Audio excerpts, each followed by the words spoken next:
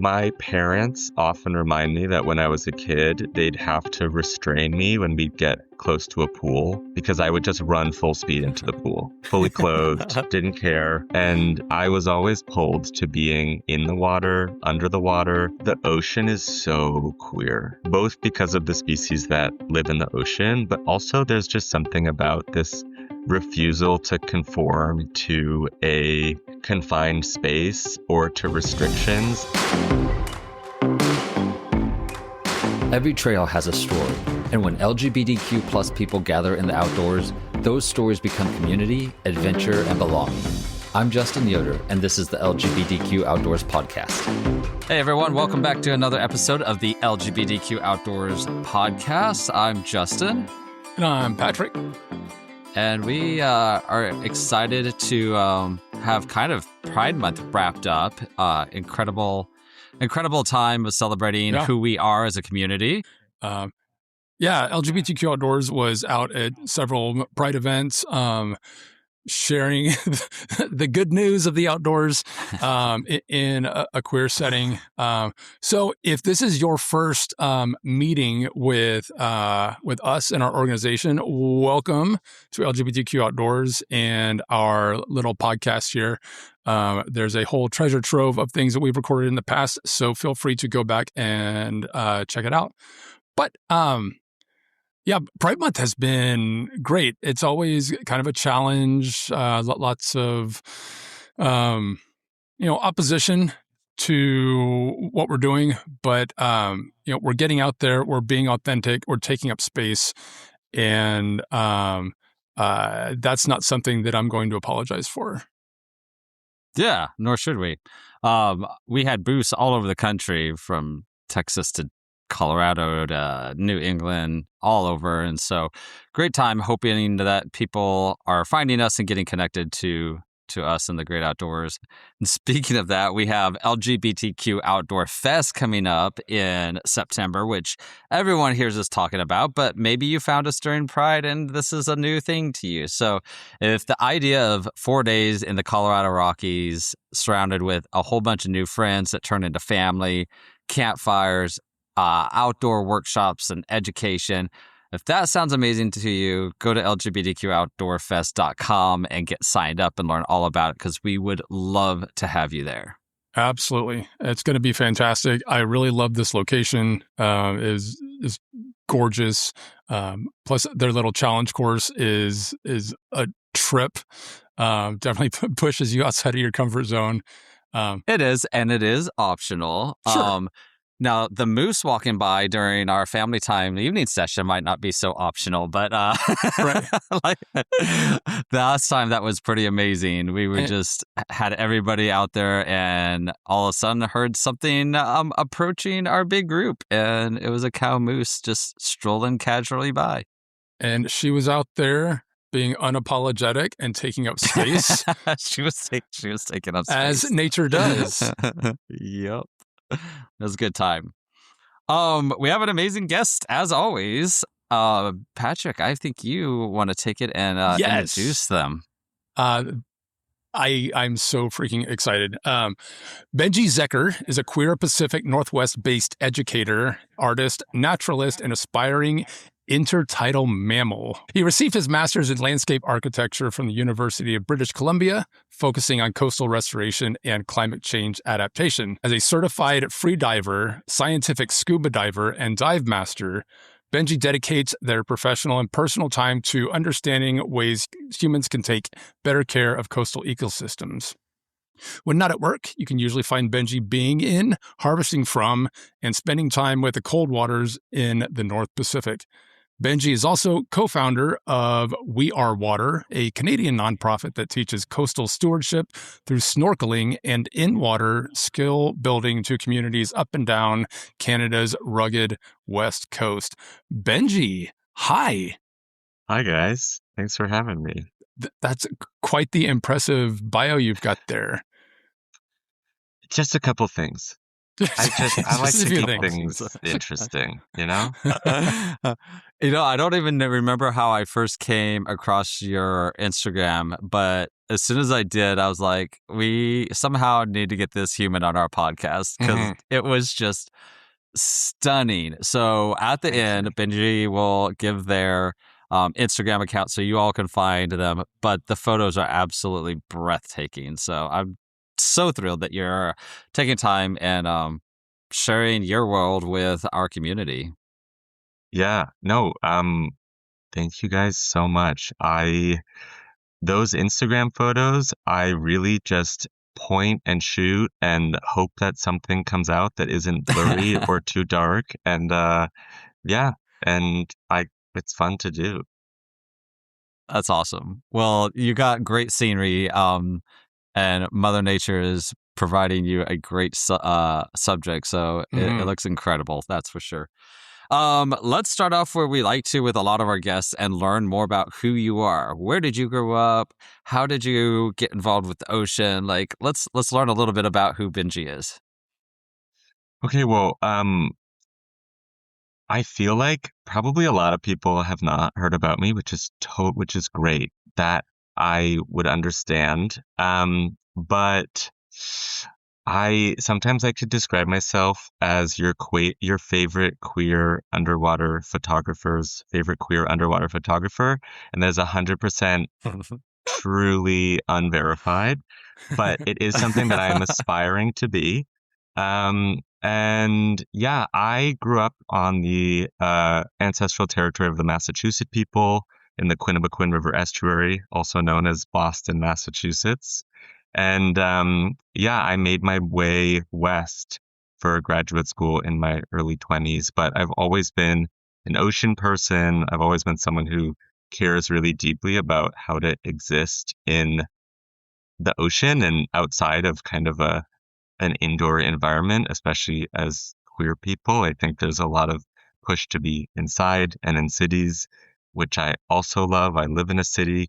Currently, I live on the unceded shared territory of the Musqueam, Squamish, and Tsleil-Waututh people in what is called Vancouver, British Columbia. And so, yeah, I just felt like I loved growing up on the East Coast, and I sort of took that love of the coast to the other side, where I could continue to love it. But can I ask, did either of you grow up near an ocean?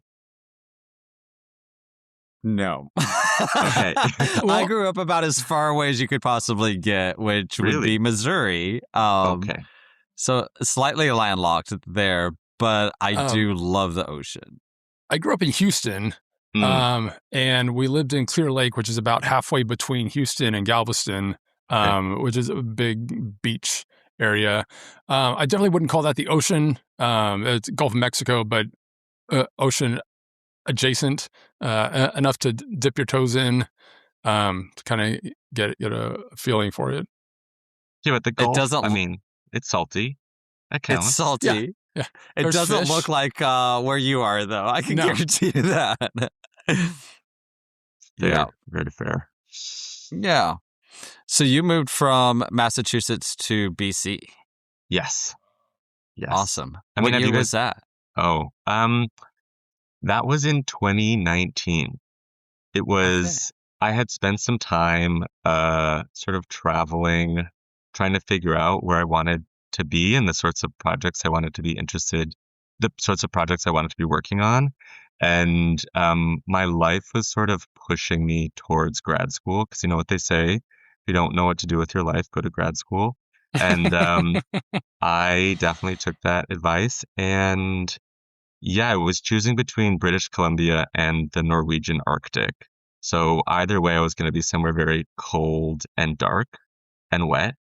And somewhere on the coast was kind of a necessity for me. I just have always been somewhat of an ocean child. And yeah, I made my way here for landscape architecture, which is famously not the ocean. And through that degree and through the opportunity to be studying the landscape, I sort of understood that anything we do on the land is directly related to all of the things that are happening in the ocean. Hmm. And I like slowly, I call it the whale evolution trajectory, where whales are descendants of land mammals that evolved from the ocean. And so I sort of I always loved the ocean, but something kind of pushed me back onto land. And then after I was really in depth studying things that were happening on the land, I was like, wait a second, I don't like what's going on here. I got to get back to the ocean. And I slowly, through my academic career and just professional pursuits, ended up back in the ocean. But yeah, I love my life here. I think it happened. There's something about the fact that it's not sunny all the time and that you have the mountains and the ocean right next to each other. It's a lot of very dynamic ecosystems existing simultaneously. It to me, it feels very queer that there's all of these things that are somewhat in transition constantly and always kind of becoming different versions of themselves, which feels, I don't want to speak for the entire queer community, but it feels very relevant to me as a queer person. Yeah. Absolutely. I want to rewind just a tiny bit. Sure. Do you remember some point in the past where you had the experience with the ocean that yeah, you're already shaking your head, that just really shaped not only your career trajectory, but just like your love and passion for this part of the earth? Totally. Yeah. I think if you've ever met someone from the East Coast, I think there's like a saltiness to the personality that comes from growing up near the ocean. And some people would call that a bitter unfriendliness, but I call it a saltiness that is just people that have to deal with harsh coastal conditions. But as a kid, I remember we used to go to Cape Cod, and I'd always play this game with my mom where we would start digging a hole with our feet, kind of just beyond where the waves are crashing. And as the tide came in, the waves would get closer and closer to this hole, and we would try and build this wall and keep pushing away the tide. And eventually, inevitably, the waves would get too big and the sand would start to erode and the hole would cave in and we'd get wet and we'd have to move. And my mom told me the thing that she would always say is, well, the ocean always wins. And it's kind of been this theme that I've taken through a lot of my life on a conceptual level, but also in a professional sense, especially with working in climate change and sea level rise spaces. But trying to understand that there are some things that are really not in our control. Like some forces are being pushed on us that we can't fight back in ways that we might think we can, and kind of learning to adapt with change is like a really early memory I have with the ocean. And along that memory, we also spent some time digging for clams. That's like another big pastime on the East Coast, is digging for clams and doing clam bakes. And I remember being knee deep in this like very, very like sticky mud, which is almost like quicksand, and you have to chase the clams. And so you're knee deep in mud, so you can't move your legs. You're also shoulder deep in mud because your arm is all the way down one of these holes, and your fingertips are just trying to feel for the clam. And as you're feeling for the clam, you're trying to push it side to side so it releases the suction and you can take it out. And I remember the first time I took out a clam, and I was, I don't know, maybe 6 or 7, and it felt like the size of my face. It was huge, but just that feeling of like, oh my gosh, I pulled this thing out of the earth and now we can eat it. That's so cool. And I think that kind of cascaded into, it opened up a whole door of possibility for me of like how people can relate to the ocean and how we can also relate to our food. But yeah. I love that story, especially digging the holes with your mom. Like that's proof right there that the ocean is not the static thing. It is living, breathing, evolving, overcoming. And I'm sure that might have been a little bit elevated for your child brain at the time, but still, like Yeah. it's a remarkably like powerful global entity that's Yeah. gonna knock your wall over. Totally. And I will also say, I think a lot of times people grow up with parents that are like really pushing them to be outside. But I have a slogan with me and my older brother and younger sister that our parents would all like, if they had a catchphrase, it would be, don't forget to be afraid of things. And so they really did not, I mean, they encourage us to be outside, but they also encourage us to be very scared of many things, and the Mm. ocean being one of those things. And I definitely grew up with, I would say on one hand, a fear, but on another hand, just like an appreciation and a reverence. And I think the combination of fear and reverence is really what keeps me coming back. So, how do you overcome the fear part? Because we're talking about scuba diving, we're talking free diving, Yeah, which, if you want to explain what free diving is, that sounds absolutely terrifying, in certain situations, anyway. totally. So freediving has, in my opinion, these sort of like three different camps that you can put it in. And one is recreational freediving, and I might even call that more like snorkeling, um, and duck diving, which have either of you ever been snorkeling I've been or snorkeling. freediving? Yeah. Okay. Been snorkeling. I've never Yeah. heard of the term duck diving before, Okay. but yeah, that's It's fun. have you, Patrick? I haven't, Okay. just snorkeling. Okay, it's like basically you could have even done it and not even knew. But when you take your snorkel out and you try and swim down, so Hmm. you're not actually breathing on the surface anymore, the technical term for that is duck diving. And I would say that's like a very basic type of free diving, which a lot of people do. I remember at summer camp, we were snorkeling around lakes, and there are some really beautiful lakes. Don't go to Western Massachusetts for the most beautiful lake snorkeling experience. I think there's other places you can have wonderful times, but it was a really great intro. And so that's sort of like the first pond that I would put one version of free diving in. The second is competitive free diving, where we see a lot of media and videos about this. There's often like a really deep line where Hmm. people are on the surface and they're gulping air, and it's an incredibly intense experience. It takes a lot of training and can result in quite um, the intensity of the activity can result in the intensity of repercussions if it goes wrong.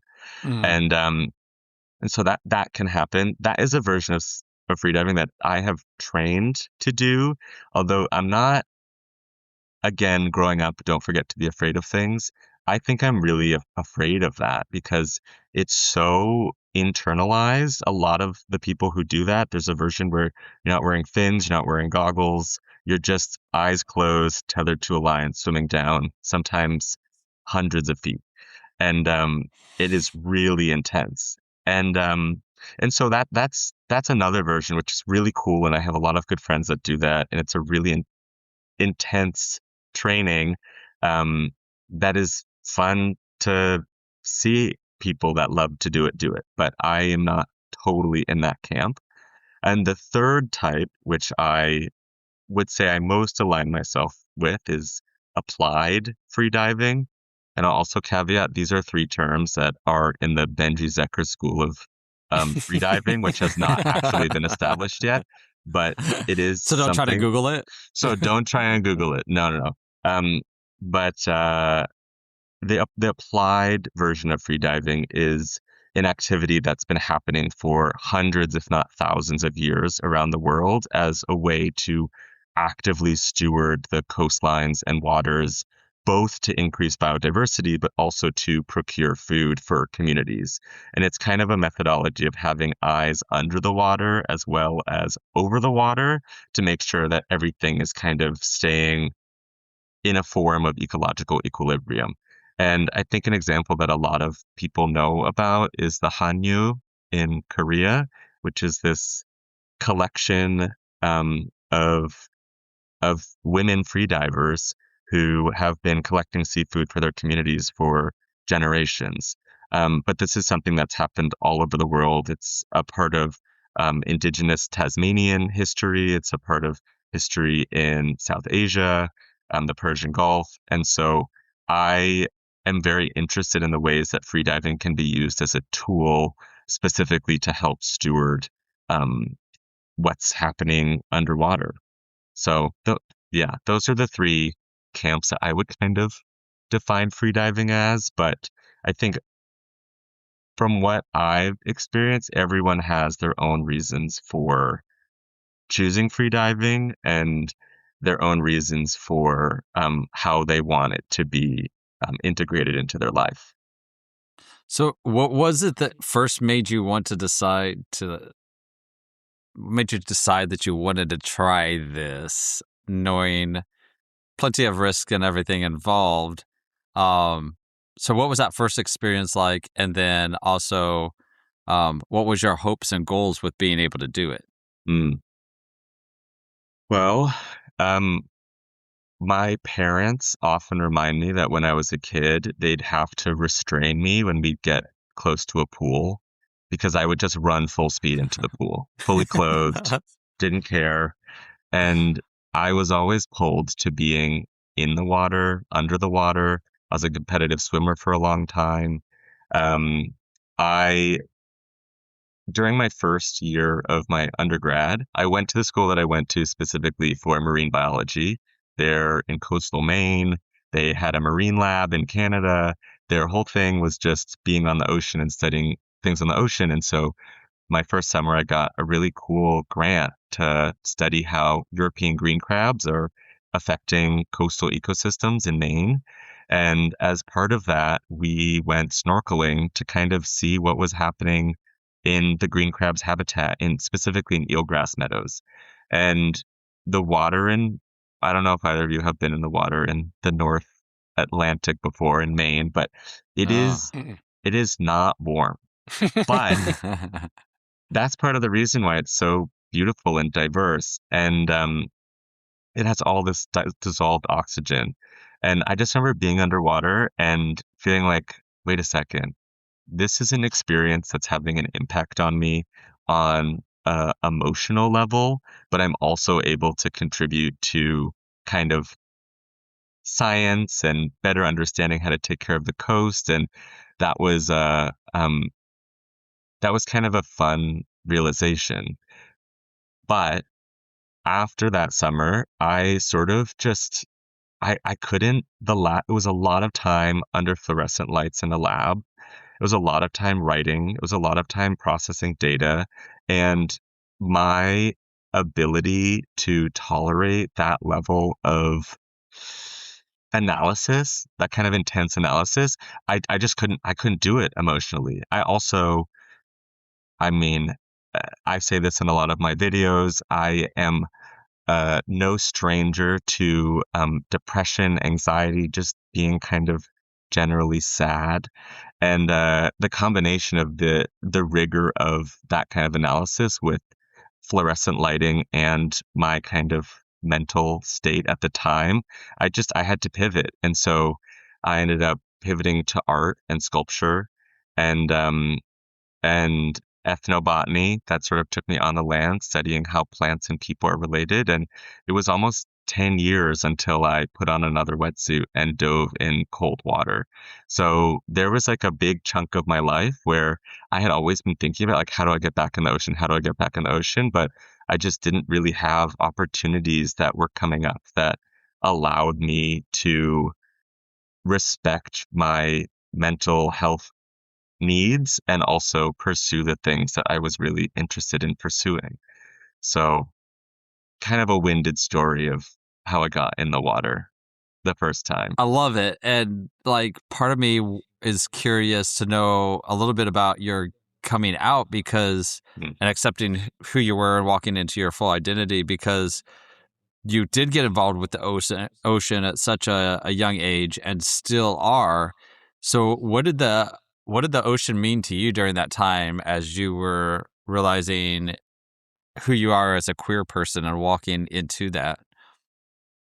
Yeah, I feel like the ocean is so queer, and it comes up a lot, both because of the species that live in the ocean, but also there's just something about this refusal to conform to a confined space or to restrictions. I think, especially growing up in Boston really prides itself on filling in an incredibly diverse estuary in order to build the city. A lot of Boston is on fill.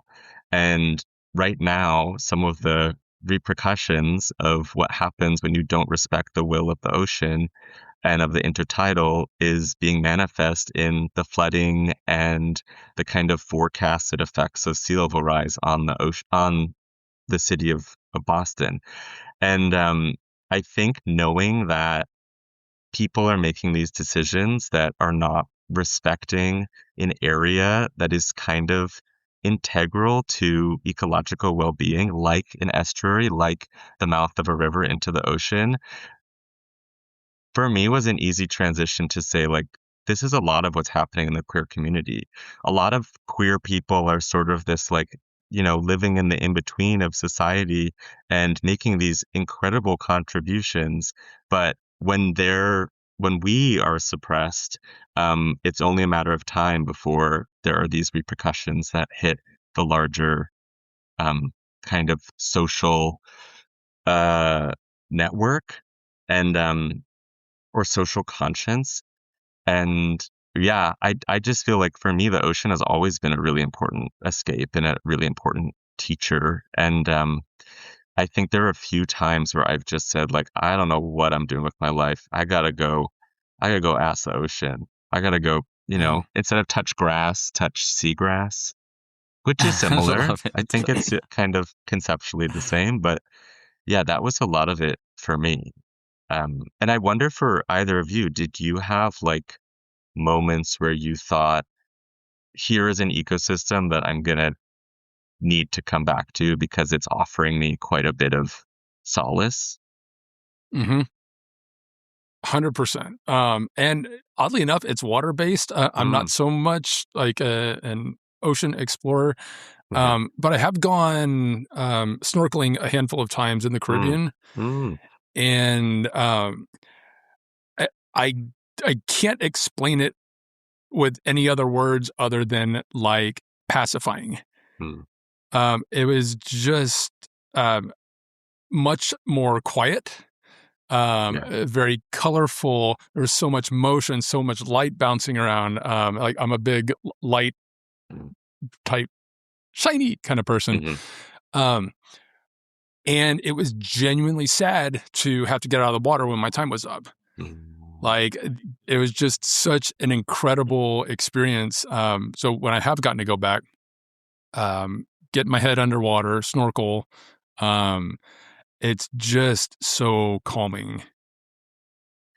It Yeah. and is yeah, you too, Justin? Or do you have a different Yeah. I mean, ecosystem?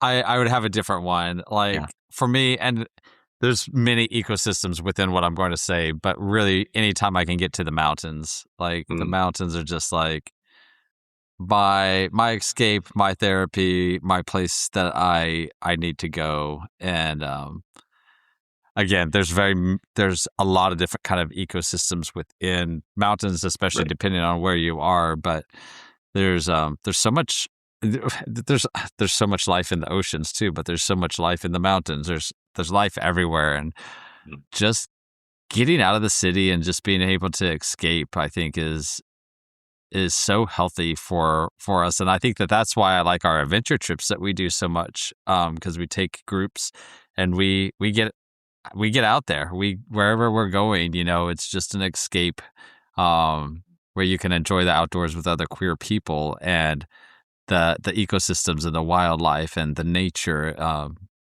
just makes you come back refreshed. And I just love that so much. And is it And any mountain anywhere? um, you know, I'm not too picky when it comes to mountains. Sure. But I did just get back from Grand Teton National Park, and it was Mm, absolutely stunning up there, which I think it was like I'm not sure. Maybe my third or fourth trip up there, but every time it's just so beautiful. So it's got to be one of my favorites. Glacier National Park is also like probably one of my favorite national parks to be able to go to. It's just so rich in ecosystems and wildlife. And I love being able to experience it each time I go. Mm. And like as you've definitely picked up on, a lot of your videos on your Instagram start off, I'm gay, you're gay, and we're depressed, we're feeling anxious, we're feeling lonely. Let's go ... And then we're gonna go jump in the water and explore. And I love it because it's just direct promotion of nature as medicine. And there's some value there, and we get to explore all these things with you in the framing of mental health and taking care of ourselves, which I think in turn leads to us taking better care of the environment. How did you start kind of presenting with that angle? The you're gay, I'm gay. Mm-hmm. Well, I figured chances are if you're scrolling and the algorithm sort of shows me to a person, regardless of if I say you're gay, I'm gay, I think the algorithms know. And so I tried to use what I thought the algorithm was going to be picking up on and just assume that if you're watching my video, you're gay. And if you're not, you might not be out yet. We don't know. But I also remember growing up, just the term "you're gay" was thrown around all the time. Yeah. And Justin, I think you asked a little bit earlier about like my coming out. And yeah, I grew up in the 2010s to early 2000s outside Boston. It was pretty liberal. Like I can't complain. But that was still a really negative term. And unfortunately or fortunately for me, there was no hiding that I was gay. There was just like, I could not beat the allegations from the time of apparently people were telling me who went to elementary school with me that they knew when I was in elementary school. And maybe it was because I always wanted to draw myself as wearing a dress and put the long hair on the little Thanksgiving turkey hand. But sort of these things that were associated with femininity that we now associate with queerness or homosexuality. Like I think I was pretty gay.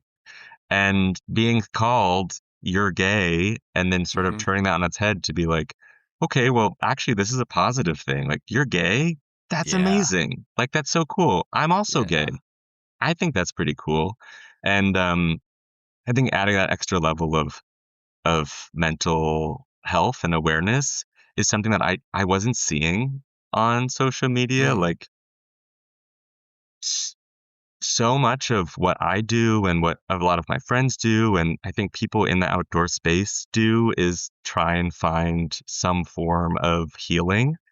And the reason for that is not always explicit. And for me, I just think saying, yeah, I'm really depressed right now. Like a lot of me does not want to be here.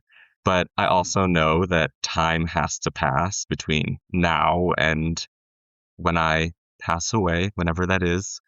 And so I might as well spend time doing something that is bringing me joy and then taking other people that might be having a harder time with me as a way to say, like, hey, I'm not doing well. I'm still going to try and do this. And it's actually made my life a lot better by just like doing it sad, doing it anxious, doing it depressed. And it's just like building up that muscle memory of doing so that even when we're in like a really bad place, we can still pursue the things that bring us some form of healing. But I also just thought it was funny, like calling people gay. It's just, it's kind of our right as a gay person. We get to choose who we call gay, and that's kind of beautiful. I really love that we're talking about this, especially the mental health aspect of it. Because as we're recording it, it is actually June and Men's Mental Health Awareness Month as well.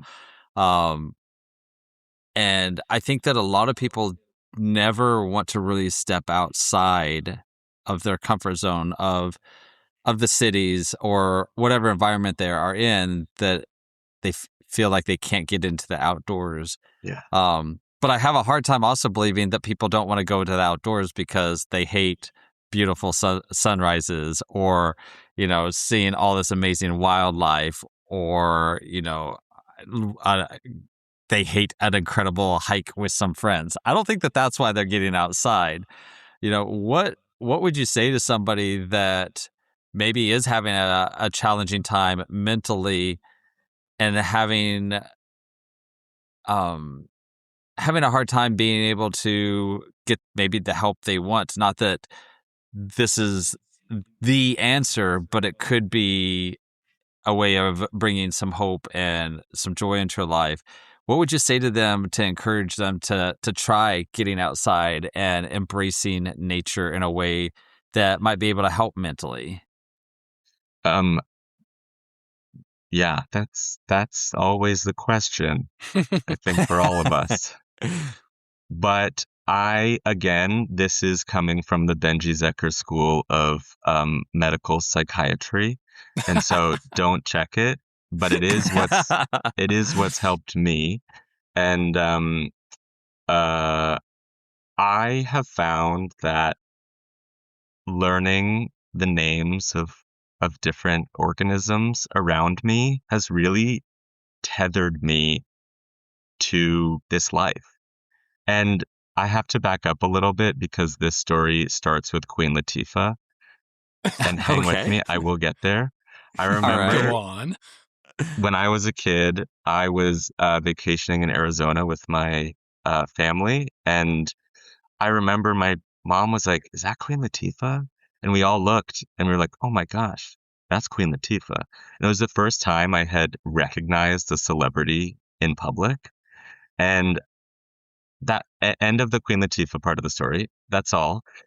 But flash forward a few years, I love plant ID books and I love species ID books and nature guides. And I just used to sit in bed and look at the different species of plants and be like, "Oh, cool, this plant grows in this ecosystem." And I remember I was studying ethnobotany in Southwest China, and I had to look up all of these different species that were pretty rare, and we were in kind of remote ecosystems. And I remember finding this plant that grows in this really high plateau. It's a kind of lichen that's a specific type of medicine. And I remember having that same feeling of like, okay, I've seen this in the guidebooks, but here it is in real life. It's like seeing a celebrity right in front of me. And that's sort of like, okay, I'm recognizing these things that I'm building a relationship with. Granted, I did not build a relationship with Queen Latifah, and that maybe to this day is a regret, but I have built a relationship with many, many, many species above the high tide line, below the high tide line. And there is something about just like knowing a plant when you see it and being like, "I see you. I know you. I recognize you." And then you can even take it a step further. A lot of guidebooks now are showing what different uses of plants are, or if they're edible, or, what kind of ecological significance they have. If it's willow, it's helping to stabilize stream banks. Um, all these sorts of things that kind of bring you closer to these species that also hold you closer to this earth. Because for me, I think as someone who's just struggled to feel like I belong here on this earth, having those tethers has become really necessary. And the more I learn about different species, the stronger the tethers become and sort of the more purposeful I feel on this earth. But I don't know. I think everyone has their own journey with finding what draws them to stay. And for me, it's been just species ID. And then sort of the next step of that is eating things and harvesting and learning how to use them in your own life. But I think starting with just recognizing a plant or an animal, and I think you could be surprised that it pulls you closer to this life. I love that, because it's like when you're getting to know something, it doesn't make it as scary. And so you're getting to know this world that you're about to go into before you go into it. And then all of a sudden you can realize, oh, I've learned about this plant, or I've learned about this animal ahead of time. And all of a sudden it just becomes a lot more relatable and you can connect to it. And there's also so many apps out there these days that you can use to be able to learn about nature in it, whether it's birding and you're having bird calls, or plant identification apps. And there's just so much that can make it a lot less scary when you know the environment that you're in. Totally. I'll tell you a story that has nothing to do with nature, but it piggybacks on that idea. Growing up, I used to be absolutely petrified of the Wicked Witch of the West from Wizard of Oz. It's a long story, but my dad and my brother would sneak up behind me, scare the crap out of me, so like leaving me emotionally scarred. But I remember an episode of Mr. Rogers where he had the actress on who played the Wicked Witch. She introduced herself. My name is Margaret Hamilton. And the moment that I knew her name as a human, outside of the green, outside of the dress and the flying, like, I mean, I still have like some trauma back there, but the intensity of the fear dropped away. Just because she was now named. And I think that's a big deal. So what you're saying is that the Wicked Witch of the West was your Queen Latifah. Basically. Okay. Yeah. And this is before Elphaba and the Wicked series. This is the OG Margaret Hamilton. Hey, show tunes. The gays, there's something. Broadway, I don't know. Right. Love it. Did not expect the conversation to go down Queen Latifah and Wicked, but here we are. Here we are. Witch of the West, but here we are. This is a queer podcast. If you are, if you haven't noticed. This episode is brought to you by Brew Dr. Kombucha, a proud partner of LGBTQ Outdoors. Whether you're hitting the trail, relaxing around the campfire, or just looking for a refreshing way to recharge, Brew Dr. Kombucha is crafted with organic tea, real ingredients, and live probiotics for a crisp, delicious taste. Their support helps LGBTQ Outdoors continue creating welcoming outdoor spaces where our community can connect, explore, and belong. Learn more and find your favorite flavor at brewdrkombucha.com. And as always, get out there. I'm curious for you personally, why is representation so important in the oceans and then maybe in conservation as well? Because I know that plays a big role in your love for the ocean. And I think that representation is important everywhere, especially breaking down stereotypes that maybe certain people groups don't like certain things. And obviously, the gays love going to the beach. Your beach is a little bit different, but let's talk about representation in that sense. Yeah, I feel like for me, I really grew up on nature documentaries, like BBC nature documentaries and Animal Planet. And it's very possible there are queer people behind the lens. And I know listening to a recent episode, people like Nova West are behind the lens, making a lot of these cool documentaries. And I've since met a bunch of really cool queer people who are in the nature documentary space. But the piece that felt like it was missing on top of the queerness is the integration of people and how people are manifest in these landscapes and how people are really a pivotal part of why so many of the landscapes around the world are so biodiverse, particularly Indigenous people. And I think something that ties that thread of Indigenous people needing to be more represented in stewarding ecologically diverse spaces, there's also a long history of diverse gender expression in Indigenous communities. And so the lack of representation of queer people, of Indigenous people in these spaces, I think is all rooted from a very similar thing.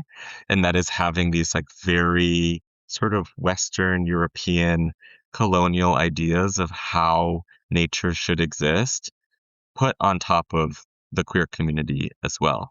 And I think the more that we can be visible in spaces that have kind of systematically tried to exclude us, the more we can push back and somewhat dismantle those systems, because we're in a lot of the situations where we are now with the climate crisis and the ecological degradation of really integral habitats because systems were imposed on places where they really should never have been imposed.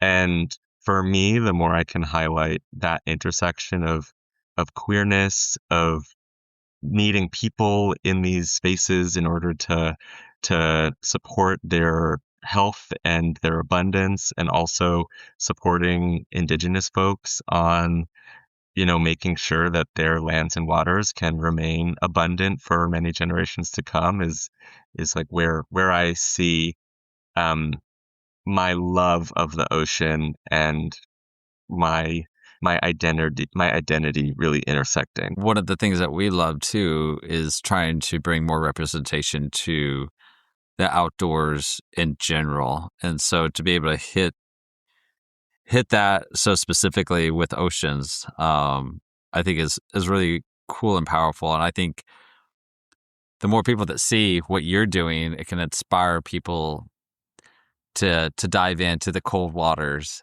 and be able to have those experiences of escaping the world. And it's a whole different world too when you're going underwater, and leaving a lot of your baggage on the surface and just going under. And I hope that we, and you specifically, by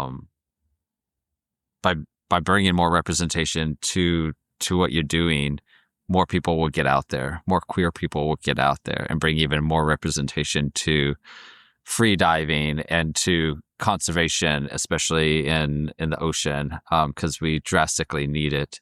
And so that's awesome. I love that. And I think that your photos absolutely will encourage people to do that as well. So, yeah, you're doing a good work. Even though it might be something that you think it's just something fun you're doing for yourself, I think there's a bigger picture, and it's affecting a greater community. I hope so. I mean, I hope people can watch the videos and be like, he's doing that, I can do that.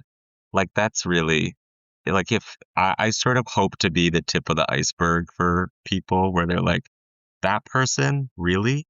And then they can figure it out themselves. Because I'm visible, but there are other people who are doing this and have been doing this for a long time. And I think it's nice to also share that we exist.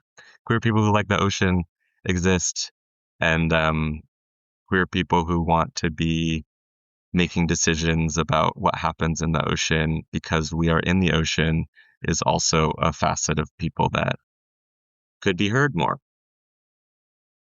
Well, and I really like what you're getting at is that it's very easy to get sunk down on the fact that humans are what are causing the overwhelming majority of ecological problems, right? Is that fair? But your angle is that humans could also not only stop, but help restore and repair.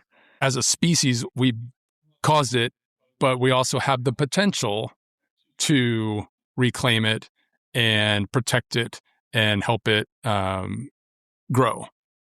And I feel like that's what you're doing with your organization. Is that right? We Are Water? Yes. Yeah. So a lot of We Are Water's mandate I can back up a little. Yes. So We're Water is a Canadian nonprofit that supports ocean conservation and for communities that are underrepresented in marine decision making um, Mm. on the West Coast. And so we primarily work with Indigenous communities, spanning from Haida Gwaii all the way down to southern British Columbia to Vancouver Island to the Great Bear Sea. So we try and work with a diversity of communities, but the main goal is really to support their ongoing efforts of continued land and sea stewardship that they've been doing successfully for thousands and thousands of years. There are methodologies for taking care of coastal ecosystems that allow both humans and non-humans to thrive in ways that Mhm. ecosystems that aren't managed in the same way don't have the same amount of biodiversity. So the strategies have been here, and they're not just in this part of the world. They're all over the Pacific and all over places where there's been continued stewardship by Indigenous people. Um, and so we really try and support the efforts of the community for food sovereignty, food security, increased health and well-being within the communities, and connection to the ocean, specifically through teaching snorkeling, which in many ways is this integration of modern technologies, emerging technologies with wetsuits. In the North Pacific, the water's not warm. It's about between 9 and 12 degrees Celsius. Oof. I'll have to look up Ooh. what that is in Fahrenheit, but not warm. And Yeah. so we wear about 7 to 8 millimeter wetsuits, which is basically a layer of blubber. And so they're really difficult it's a giant life jacket. And so it's really hard to dive down. So you actually have to Okay. counterweight it. And it's cool to have this like emerging technology of these wetsuits with these thousands of years of knowledge from these communities on how to take care of their coastlines. And so we really try and set up these workshops so that we can support the ongoing efforts of these communities. And it's been fun. It's sort of interesting to see that people at first will be quite scared. I'll say some people. Some people are a little frightened. Also, we've gone out we go out basically every month. We have workshops of the whole year.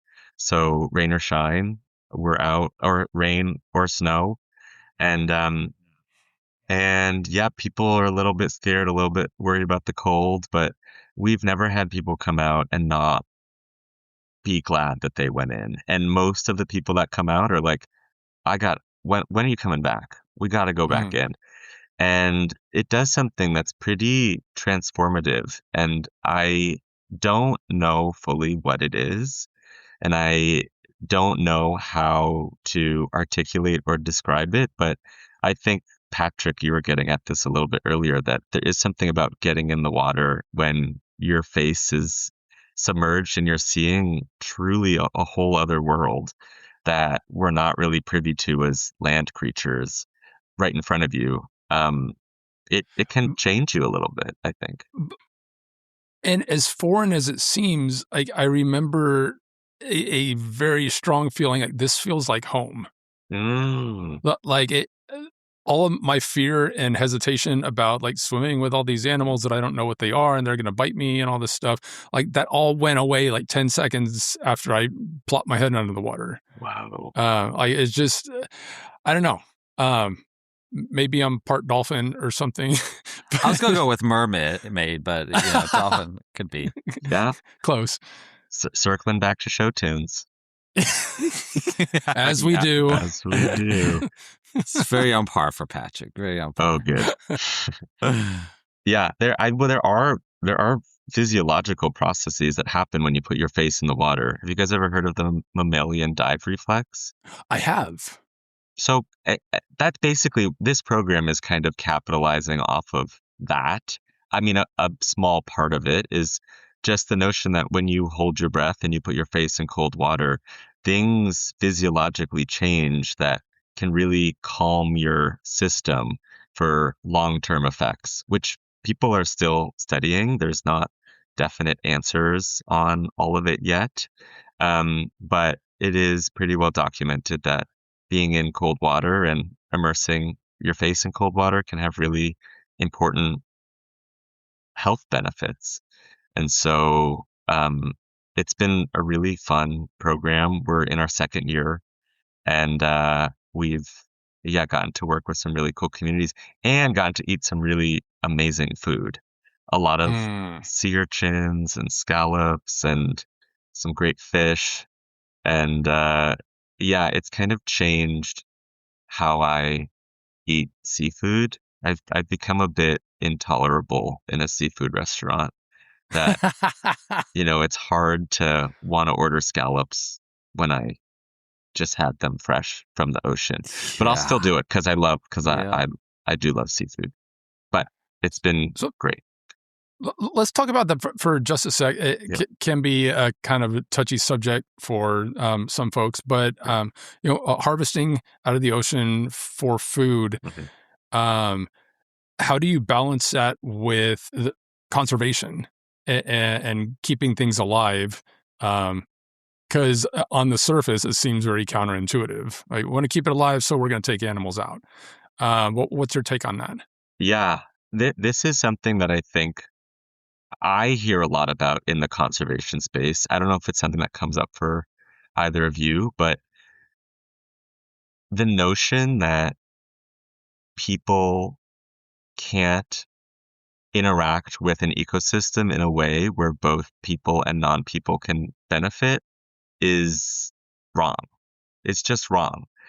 There are ways that, and I was touching at this a little bit before, that people have been building foodscapes for thousands of years so that people and non-people benefit. And a lot of the really diverse, beautiful ecosystems that we still see remnants of in North America are because of this really long stewardship that Indigenous people have had by harvesting things from the ocean or from the forest or from the prairies. And that connection is actually what makes a place diverse. And the idea that we just have to be somewhere and look at it is in many ways having a lot of negative effects on the long-term stability and health of an ecosystem. I think one of the biggest examples of that is with fire suppression. So many of our ecosystems, where they're fire-needing ecosystems, are completely altered in a way that they're not really supporting life in the way that they once did. They're changing, which ecosystems do. They have the right to do, but a lot of species are disappearing because the fire doesn't exist anymore. And then when the fire does come, it burns so hot that all of the species end up dying or not being able to come back in numbers. So harvesting things, I think, can be done in a way so that everybody wins. Robin Wall Kimmerer, I don't know if you guys are familiar with Braiding Sweetgrass, a book by Robin Wall Kimmerer. She's a Indigenous scientist, knowledge holder, botanist, and she talks about the honorable harvest and how there are very specific ways to harvest so that kind of everyone benefits. Like, you have to ask the ecosystem, are there enough plants here for me to harvest something?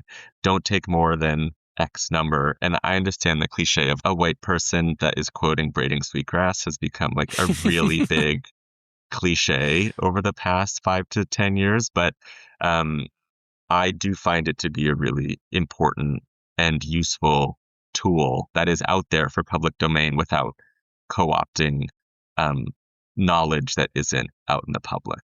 So in general, erring on the side of learning before you harvest, and then maybe harvest with people who've lived in that place for a really long time and see what they say and learn a little bit from how they've, their families have been on that land for generations. And a lot of the time it's, well, we don't harvest anything because we can't anymore. The ecosystem doesn't support it. But we do plant these plants. We do, take out invasive species. There are other forms of stewardship that I think are active ways of hands in the landscape that aren't just harvesting for the sole benefit of humans to be consuming food. Do either of you harvest anything? Or have you? We have. Yeah. Yeah? I personally do love knowing where my food comes from, Mm. you know? And I would much rather know, especially when it comes to meat, where my meat is coming from instead of just at some random restaurant or wrapped up in plastic sold at a store, you know? And I think that the way that animals are raised now, also, I am not a big fan of supporting commercialized farms. I would much rather go to a farmer's market or harvest my own to know exactly where it came from and know that it is healthy and comes from a great environment and lived a great life than supporting big meat industry, I guess, you know?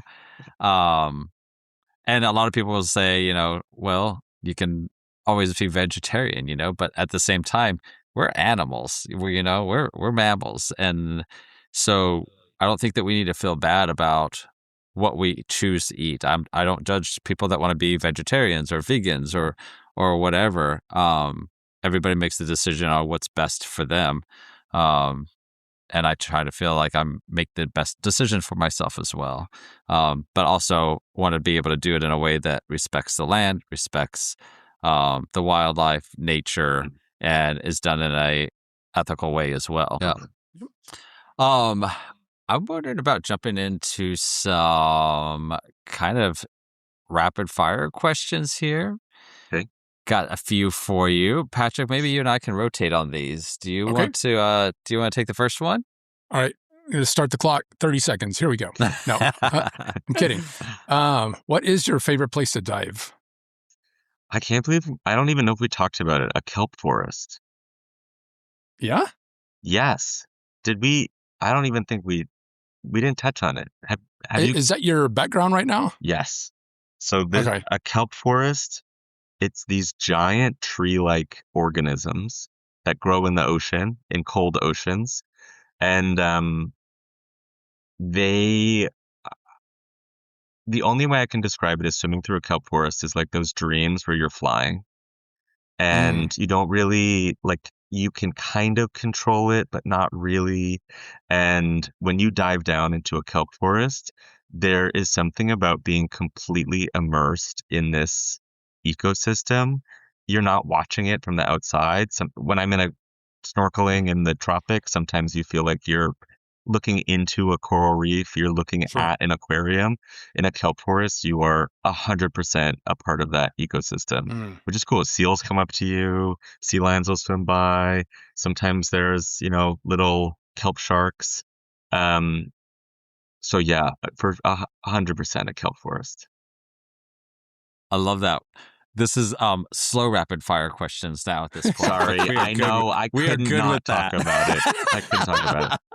You do you. No, I love it. No, the more we can educate people, the better. So I'm all here for it. Great. What is your favorite species to encounter underwater? Baby seal. Oh. They're so curious. Sign me up for that. And I will say, for legal purposes, it is illegal to actively try and swim with marine mammals in British Columbia, and probably in all of Canada and in the United States as well. But they're out there. We're sharing the ecosystem with them, and they'll come up to you and kind of scratch. Oh, yeah, cute. Sorry, that wasn't rapid fire again. Okay, no worries. You're good. What is one outdoor item that you never leave home without? My Leatherman. Yeah, I get that. Well, we do completely different lines of work, but I like having my multi-tool on me. And Leatherman, if you'd like to sponsor LGBT Outdoors or the Benji Zecher School of Psychiatry or of Freediving, then let us know. Reach out. Yes. Yep. Yeah, Right. comment below. You're right. Partnerships at lgbtqoutdoors.com. Yes. What is your most underrated ocean experience? Okay, this might be a little bit controversial, but barnacles are low-key one of the coolest ocean organisms. Interesting. I know people have trauma. I know people have a lot of literal and metaphoric wounds caused by barnacles, but the way that they feed is like this giant eyelash that just kind of grabs at things in the water, and they're really beautiful and cute. And so sometimes in the waters around here, the visibility is so bad you can barely see your hands. And so if I'm trying to catch my breath or stop the seasickness, I'll just grab a rock and I'll hang with the barnacles for a little bit because they're Okay, pretty cute. so this is why we need more queer people in nature, because I don't think you will ever hear a straight person say, "Hey, that barnacle is cute." Cute.